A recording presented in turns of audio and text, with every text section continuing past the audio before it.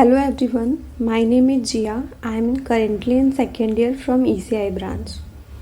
Today I am going to discuss about the subject digital electronics. Here are the basic definition about digital electronics.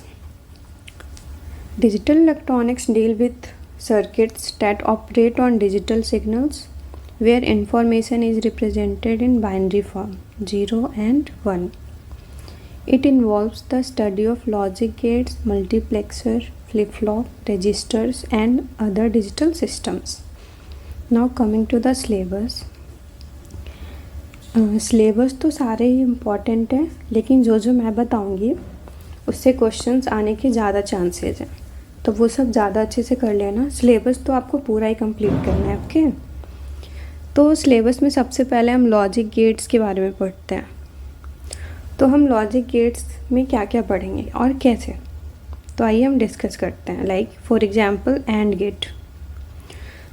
तो and gate का सबसे पहले तो हम circuits बनाएंगे, पहले ये सीखेंगे सर्किट्स कैसे बनाते हैं।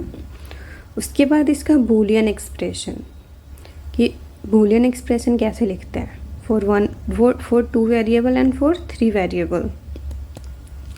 उसके बाद आता है ट्रुथ टेबल। तो हम ट्रुथ टेबल कैसे बनाते हैं, तो हमें इसके बारे में सीखना है। ठीक है, तो इस तरीके से हम गेट्स को पढ़ते हैं।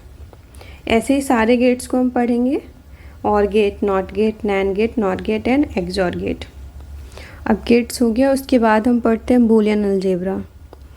ये थोड़ा बहुत आपने जेईई में भी पढ़ा होगा और यहाँ भी उतना ही पढ़ना है। उसके बाद इसमें इम्पॉर्टेंट है के मैप रिप्रेजेंटेशन। ये बहुत इम्पॉर्टेंट है for simplification of logical functions के लिए। इसमें हम 2 वेरिएबल के map, 3 variable, 4 variable and 5 variable तक पढ़ते हैं। उसके बाद डोंट केयर कंडीशंस इम्पॉर्टेंट है। अब आते हैं कॉम्बिनेशनल सर्किट्स पे। इसमें multiplexer, demultiplexer, decoder, encoders, adders and subtractors, इसमें सारे इम्पॉर्टेंट है। ये आपको सारे अच्छे से करने हैं, इनमें से क्वेश्चंस आते ही आते हैं। उसके बाद है कोड कन्वर्टर्स। कोड कन्वर्टर्स से 2.5 मार्क्स के क्वेश्चन श्योरली आते हैं, तो इससे भी अच्छे से कर लेना है। ठीक है, उसके बाद कमिंग टू सेकेंड यूनिट। इसमें फ्लिप फ्लॉप बहुत इम्पॉर्टेंट है। फ्लिप फ्लॉप से पहले हम लैच के बारे में पढ़ते हैं, उसके बाद फ्लिप फ्लॉप पे हम जंप करते हैं। फ्लिप फ्लॉप में है टाइप्स ऑफ फ्लिप फ्लॉप। इसमें SR flip flop, JK, D and T flip flop. Types तो पढ़ते हैं, प्लस इसका कन्वर्जन भी बहुत इंपॉर्टेंट है। लाइक SR को JK में कैसे कन्वर्ट करते हैं, D को T में कैसे करते हैं, JK को D में कैसे करते हैं, तो ये अच्छे से पढ़ना है और कन्वर्जन भी अच्छे से करना है। और इन सब का एक्साइटेशन टेबल ये भी आना चाहिए। रेस अराउंड कंडीशन क्या है, इसे भी अच्छे से पढ़ना है। एंड इन सीक्वेंशियल सर्किट्स, इसमें रजिस्टर्स बहुत इंपॉर्टेंट हैं, काउंटर्स, इसे तो पढ़ना ही पढ़ना है। उसके बाद design of synchronous counters, sequence detector and sequence generator. अगर ये सब अच्छे से कर लेते हो तो ईज़िली आप अच्छा स्कोर कर पाओगे। ठीक है, ये इजी सब्जेक्ट्स है, तो एंड इसे लास्ट मोमेंट के लिए मत छोड़ना। ठीक है, स्टार्टिंग से पढ़ना,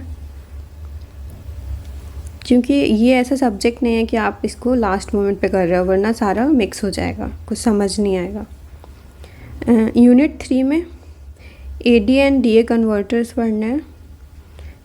R एंड 2R लैडर्स तो बहुत इंपॉर्टेंट है, एंड बाइनरी वेटेज, इन सब से क्वेश्चन आते ही आते हैं, तो इसे तो करना ही है।